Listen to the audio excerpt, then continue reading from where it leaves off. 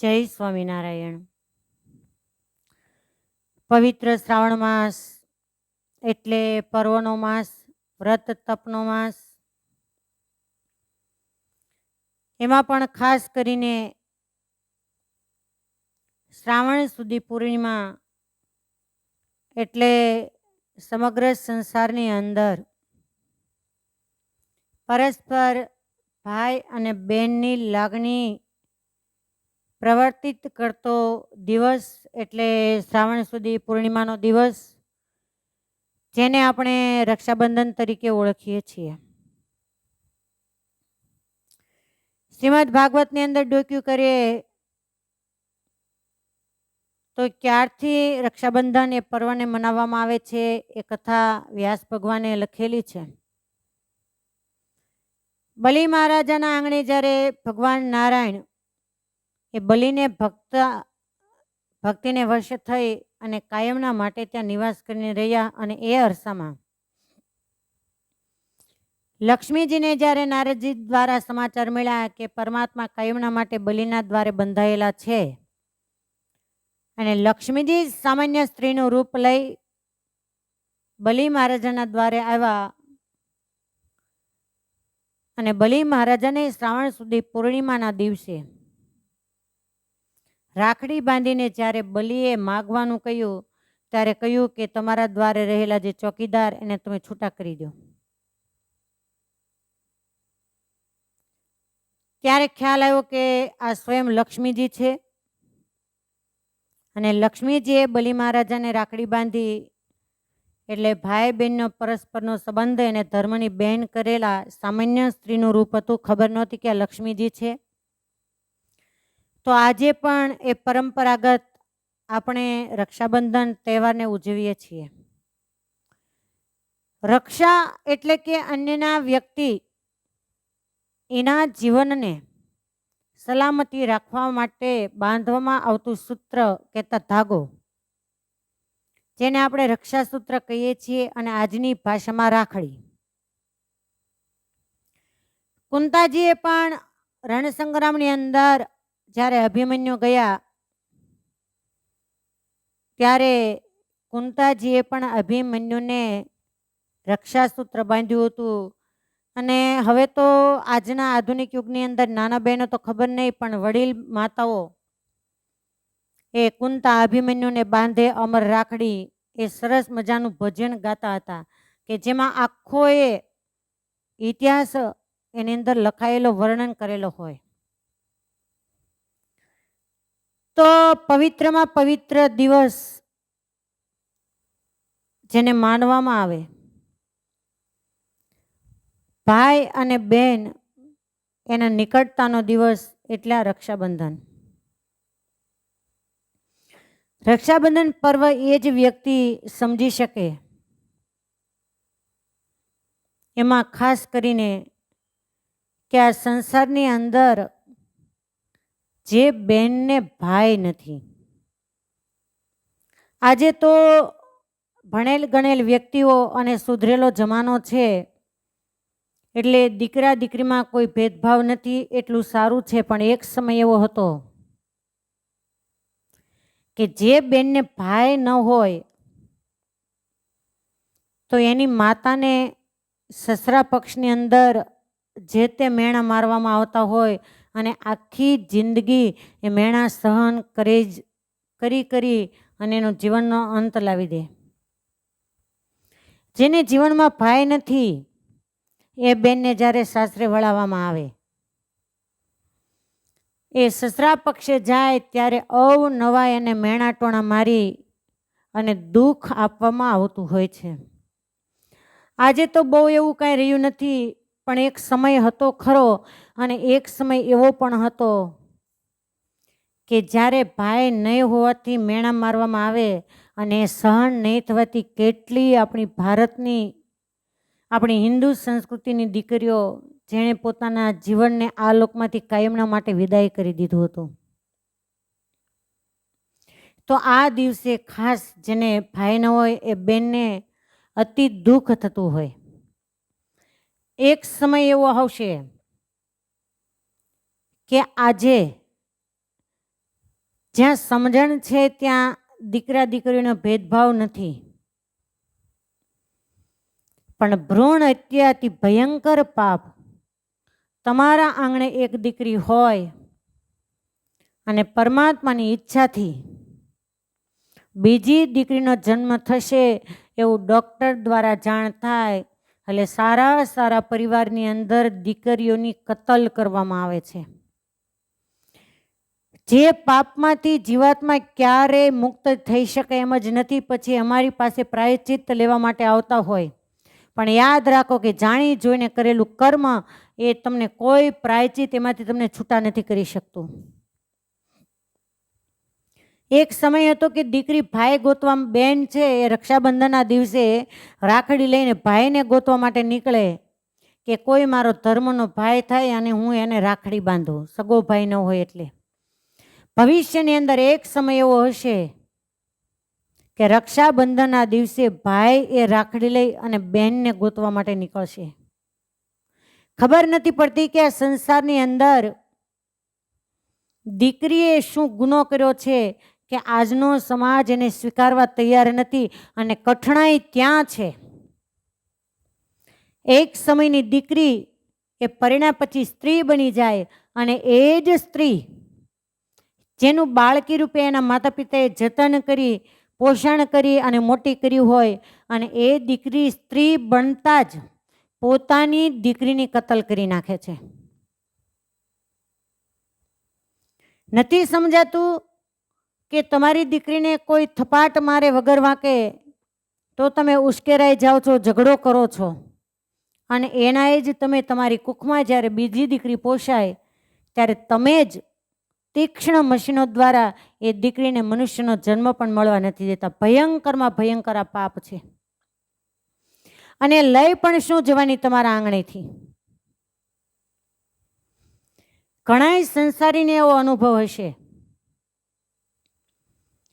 કે ભગવાને પેલા દીકરી આપ્યું હોય, એમાંય 3-4 દીકરીઓ હોય, અને કુદરતે છેલ્લે દીકરાનો જન્મ આપ્યો હોય, અને દીકરીઓને જ્યારે પરણાવવાનો સમય થાય, એની માટે કરિયાવર લેવાનો સમય થાય, ત્યારે દીકરી એના બાપની સામે 2 હાથ જોડીને એમ કહેશે કે બાપુજી મને ખાલી 2 જોડી કપડાં આપશો ને તોય ચાલશે, કેમ કે ઘરની તમામ જવાબદારી તમારા ઉપર છે. ભાઈ નાનો છે, એને પરણાવવાનો છે, ત્યારે તમારે ઘણું બધું ખર્ચ કરવો પડશે.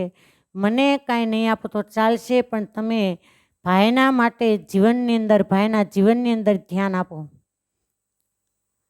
આમ કહેનારી દીકરી ખાલી હાથે કદાચ એનો પિતા એને વળાવી દે ને તોય એના અંતરની અંદર ઓછું નહીં આવે, કેમ કે એના જીવનની અંદર એના ભાઈનું અતિ મહત્વનું સ્થાન છે. સંસારમાં 2 જ વાર દીકરી એને પોતાનો ભાઈ યાદ આવે છે. એકવાર તો રક્ષાબંધન હોય ત્યારે, અને બીજું કે એના આંગણે જ્યારે લગ્ન પ્રસંગ આવે ત્યારે મામેરાનો જે દિવસે દિવસ આવે, મામેરું ભરવાનો, તે દિવસે પોતાનો ભાઈ એને યાદ આવે. મા બાપે કદાચ શ્રીમંત ઘરમાં દીકરીને પરણાવી હોય અને મા બાપના ઘરે ગરીબાઈ હોય, માતા પિતા એનું અવસાન થઈ ગયું હોય અને ભાઈની પરિસ્થિતિ સાવ ગરીબ હોય, તો એ બેન એમ કહેશે કે ભાઈ તું મારા આંગણે આવીને ખાલી હાથે ઊભો રહીશ અને મને કંકુનો ચાંદલો કરીશ ને, હું તારા કપાળની અંદર કંકુનો ચાંદલો કરીશ તો હું માનીશ કે તે મને ખૂબ આપ્યું છે. આ છે બેનનું દિલ. કુદરતે એક એવા માટીના કંઈક અલગ પિંડાથી જ બહેનનું જીવન બનાવ્યું છે કે ક્યાંય જતા એને પગની અંદર ઠેસ આવે, ઠોકર લાગે, તો એનામાં મોઢામાંથી ખમ્મા મારા વીરને આમ શબ્દ નીકળી જાય. નહીતર જન્મ તો માતા પિતાએ આપ્યો છે, પોષણ માતા પિતાએ કર્યું છે, લગ્ન માતા પિતાએ કર્યા છે, છતાં એના મોઢામાંથી ખમ્મા મારા વીરને આ શબ્દ નીકળી જતો હોય. તમે સંસારની અંદર કાંઈ ના આપી શકો તો કાંઈ નહીં, પણ જેને પરમાત્માએ બેન આપ્યું હોય અને એમાં પણ ભાઈઓ કરતાં બેન મોટી હોય, ત્યારે તમે તમારા વડીલોને પૂછજો કે તમને મોટી બહેને કેવી રીતે રમાડી અને મોટા કર્યા છે. એના જીવનની અંદર પણ જયા પાર્વતી આદિ ઘણાય વ્રતો આવતા હોય, એના રમવાના દિવસો હોય, અને ભાઈ નાનો હોય ને તો પોતાની બેન જે મોટી છે ને એ ભાઈને કાખમાં નાખી અને રમવા માટે જાય, એને રમવા દે ન રમવા દે તો આખું જીવન એના ભાઈના ઉછેર માટે વ્યતીત કરી દે. કેટલી સંસારની એવી દીકરીઓ છે કે ભાઈઓને મોટા કરવા માટે પોતે પોતાની જિંદગીનું ભણતર બગાડ્યું છે. જો એ ભણે તો ભાઈને મોટા કોણ કરે? મોટા કરવા માટે થઈ અને પોતે જિંદગીભર અભણ રહ્યા હોય અથવા તો થોડું ઘણું ભણ્યા હોય અને ઓછા ભણતરના કારણે એની જિંદગીમાં કાયમના માટે ગરીબાઈ હોય, અને ભાઈ બહેનના કારણે, બહેનની મહેનતના કારણે અબજોનો આસામી હોય, છતાંય એવા સંસારમાં છે કે પછી એ ગરીબ બહેનની સામે જોતા નથી. ધિક્કાર છે આવા ભાઈઓને. કેવું ન ઘટે છતાં જ્યારે આ સંસારની અંદર આવું નજરે જોવામાં આવે ત્યારે ખ્યાલ આવે, અને છતાં એ ગરીબાઈની અંદર જીવન જીવતી વ્યક્તિ, સામાન્ય પરિસ્થિતિ હોય, એ બેન આવીને અમને એમ કહે કે બેન તમે પ્રાર્થના કરજો ને, મારે કાંઈ નથી જોઈતું પણ ખાલી મને પ્રેમથી બોલાવે. એ ક્યારેય કોઈ બેને હજી સુધી મેં એવું નથી સાંભળ્યું કે રક્ષાબંધનના દિવસે એને ભાઈને કીધું હોય કે હું તને 5 રૂપિયાની કે 10 રૂપિયાની રાખડી બાંધું તો તું મને 500 રૂપિયા આપ તો જ હું તારા ઘરે આવીશ. કે ક્યાંય એવું નથી સાંભળ્યું કે તારા ઘરમાં ખૂબ પૈસો છે તો મને 1 તોલું તું સોનું કરી આપ. પોતાની ભાભીને 5-25 તોલા સોનું લીધું હોય છતાં એ બેન ક્યારેય પોતાનો અધિકાર નથી માગતી કે ભાભીને 1 સુંડલી 1 સોનું છે અને મારી પાસે સોનાની ચૂક સિવાય કાંઈ નથી તો મારો એ અધિકાર છે. આજે જમીન જાગીરની અંદર કદાચ સગી બેન સહી ન કરે તો તમે જમીન લઈ શકવાના છો? છતાં પણ કેટલાય ભાઈઓ સંસારમાં એવા જોવા મળે છે કે ધંધા ભાગીદારના કારણે કેટલી અડચણ થઈ હોય અને ભાઈ બહેનના વ્યવહારો પૂરા થઈ ગયા હોય પોતાના બનેવીના કારણે, તો એમાં બેનનો શું વાંક? છતાં પણ બેનના ઘરનો ઉમરો આજના જે અજ્ઞાનવાદની અંદર જિદ્દી સ્વભાવના ભાઈઓ ચડતા નથી અને નથી બેન ભાઈઓના ઘરે આવી શકતી. તમે ક્યારે બેનના દિલને સમજી નહીં શકો, અને જે દિવસે તમને બેનના દિલ દર્દની કહાની સમજાશે ત્યારે તમે તમારી પત્નીનું કોઈ વચન માની નહીં શકો. આજે ઘણા આ દુનિયાની અંદર એવી ભોજાઈઓ છે કે પોતાના પિયરમાંથી આટે કેટલી વસ્તુઓ લાવે કે મને મારી મમ્મીએ આ લઈ દીધું, મને મારા ભાભીએ આ લઈ દીધું, મારા ભાઈએ આ આપ્યું, તો તમારા નણંદને તમારા ઘરની કોઈ આશા જ નહીં હોય. તમારો ભાઈ તમને લઈ આપે છે તો તમને આનંદ છે, તો સામે પણ તમારી નણંદ છે, તમે 5 પૈસા આપો તો એ પણ એના સસરા ઘરે જઈને આનંદ ન કરી શકે? પણ નથી ગમતું. બેનના દીકરા દીકરીઓ વેકેશનમાં આવે તો આનંદ ઉલ્લાસ, નણંદના દીકરા દીકરીઓ આવે તો કહેશે કેદી જવાનું છે, કેદી વેકેશન ખુલશે. જો તમે સજ્જન પરિવારની દીકરી છો અને કોઈના ઘરની પુત્રવધુ થયા છો, તમારી ખાનદાની જો તમારા લોહીની અંદર હોય, તમારા મા બાપના સંસ્કાર તમારા લોહીની અંદર હોય, તો એવી ભોજાઈઓને મારી કરબદ્ધ વિનંતી છે કે રક્ષાબંધન આવે ને તે દિવસે તમારી નણંદને શું આપવું છે ને એ તમારા પતિ એ કહે ને એ પહેલાં તમે કહી દેજો કે આ આપણે આપવું પડે, આપણા ઘરની આ દીકરી છે, એની ફરજમાં આવે છે, આપણે 12 મહિને એકવાર એને આપવાનું છે.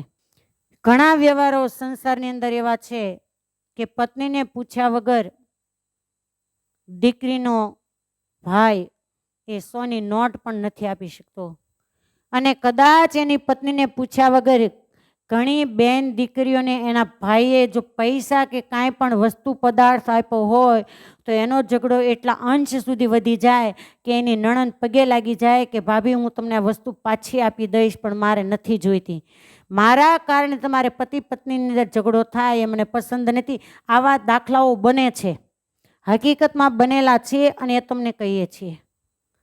એટલે મહેરબાની કરી જેને સુખી થવું હોય એણે પોતાના ઘર આંગણે રહેલી તમારી દીકરી છે, તમારી નણંદ છે, અમને રસોઈ દેવાની કે અમને હાડલા ઉઢાડવાની કોઈ જરૂર નથી. તમારી દીકરીને તમે લાડે કોડે જે આંગણે પરણાવીને મોકલી છે એને તમે રાજી રાખો. વસ્તુ પદાર્થ ન આપો તો કાંઈ નહીં, પણ કમસે કમ તમે ફોન તો કરી શકો ને. ઘણીવાર કઠણાઈ હોય, એનું પ્રારબ્ધ એવું હોય કે જે ઘરે દીકરીને પરણાવી હોય એનો પતિ કાંઈ ન કમાતો હોય તો એના પતિના કારણે એનો પિયર પક્ષનો જે સમાજ, એના ભાઈઓ, એના ભોજાઈઓ એ દીકરીને કાંઈ આપતા નથી. પોતાની સગી બેન કે જેણે ભાઈઓને લાલન પાલન કરીને મોટા કર્યા હોય, પોતાના ભાગનું આપી અને ખવડાવ્યું હોય, એ એવું કે એને અપાય નહીં, જો એને આપ્યા કરીએ તો બનાવીને કહેતા જમાઈને કમાવાની ખબર ન પડે. તો એક વ્યક્તિ સાથે જેનો હથેવાળો થયો, એના કર્મ નસીબે કરી અને હથેવાળો થયો, તેનું એ તો કારણ નહીં કે એની ભોગતા તમારી બહેન પણ બને. તમે બીજું કાંઈ ના આપી શકો તો કાંઈ નહીં, પણ કમસે કમ 8 દિવસે કે મહિને તમે એને પૂછી તો શકો ને કે તમારી પરિસ્થિતિ કેવી છે, કંઈ પૈસાની જરૂર છે કે નહીં. અને આજે પણ એવી દીકરીઓ છે કે જ્યારે આવું બને કે ઘરની અંદર કોઈને ગમશે નહીં તો પોતાની સખી સહેલીઓ હોય એને એમ કે મને આટલી જરૂર છે, મને આપને. બાપના ઘરે ઘણી સંપત્તિ હોય પણ એનો કોઈ અધિકાર નહીં. એટલે ઘણીવાર ઈશ્વરને કહેવાનું મન થાય કે હે પ્રભુ, આ રીતે જે વ્યક્તિના જીવનના વ્યતીત થયા હોય ને એને કમસે કમ તું 50% સુખી રાખજે કે જેથી કરીને જિંદગીમાં ક્યારે એને ભાઈના આંગણે લાંબો હાથ કરવો ન પડે અને ભોજાઈઓના મેણા ન ખાવા પડે. બધા જ આવા હોય એવું નથી માનતી. ઘણા પરિવાર એવા પણ છે કે મોસાળની અંદર ભાણેજો જાય તો પેટના છોકરાઓ કરતાં પણ વિશેષ કરી અને એને સાચવે છે.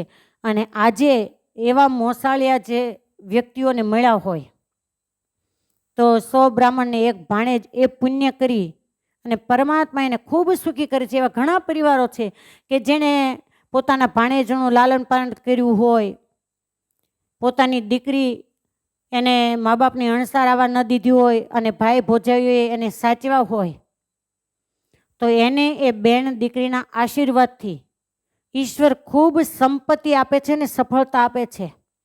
પણ જે દિવસે તમે બેન દીકરીની હાય લીધી, તમારા આંગણે આવેલી તમારી બેન દીકરી એણે જે દિવસે નિશાસો મૂક્યો, એ મોઢેથી તો કાંઈ નહીં કહે પણ અંતરથી જે દિવસે એની લાગણી દુભાણી, તમે માની લેજો કે કુદરત એ રીતે સર્જન કરશે તમારા ઘરની અંદર જ કે તમારી કમાયેલી સંપત્તિ એને ચપટી વગાડતા પણ વાર લાગે, એટલી વારમાં એ સંપત્તિ ક્યાં જતી રહેશે કાંઈ ખબર નહીં પડે.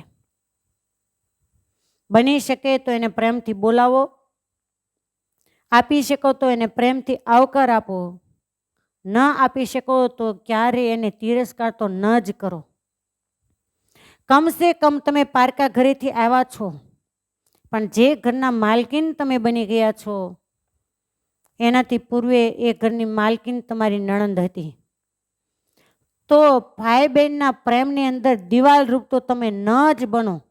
તમે કાંઈ નહીં આપો ને તો ચાલશે, પણ જે ભાઈ બહેનનો બાળપણનો પ્રેમ છે ને એને તમે સહી સલામત રહેવા દેશો ને તો ઈશ્વર તમારા ઉપર રાજી થશે. અને વિશેષ કે તમારે જો આશીર્વાદ લેવા હોય તો તમને કદાચ તમારા પિયરની અંદર ભાઈ ભોજાઈ રાખતા ન હોય તો તમને જેમ દુઃખ લાગે છે તો કમસે કમ એટલો વિચાર કરજો. સવિશેષ રાખતા હોય તો તમને આનંદ થાય તો એવો વિચાર કરજો કે હું જો મારા નણંદ એના પ્રત્યે તિરસ્કાર ભાવ દ્રષ્ટિ રાખીશ તો એને આવું જ દુઃખ લાગશે ને કે જેવું મને દુઃખ લાગે છે. હું મારી નણંદને કાંઈ 2-5 પૈસા આપીશ કે મારા પતિને કહીશ કે તમે આટલું બેનને આપી દો તો મને મારા ભાઈઓ જેમ આપે અને હું ખુશ થાઉં છું તો એને પણ એટલી જ ખુશી થશે ને. બસ એની ખુશી એ જ મારી ખુશી. છેલ્લે રક્ષાબંધનના પવિત્ર દિવસે ખાસ મારી એ કરબદ્ધ વિનંતી છે કે કાંઈ ન કરો તો કાંઈ નહીં, પણ રક્ષાબંધનના દિવસે તમારી બેનને તમે નારાજ તો ન જ કરશો. એમાં બધું જ આવી ગયું.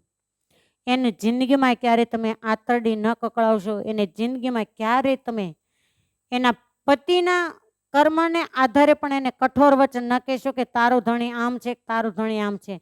સૌને પોતાનો પતિ પરમેશ્વર હોય, સૌથી શ્રેષ્ઠ સોપાન એનો પતિ હોય છે. એ ન કમાય એમાં એ શું કરે? એવા ક્યારે અપશબ્દ બોલી અને એને દુઃખી ન કરો. એને એમ કહેવું કે ભાઈ તારું ભાગ્ય, તારે જરૂર પડે ત્યારે અમે બેઠા છીએ. આટલું કરશો તો ઈશ્વર તમારા પર રાજી થશે, પણ એને નારાજ થાય એવું તો કર્મ ક્યારેય ન કરશો. અસ્તુ. જય સ્વામિનારાયણ.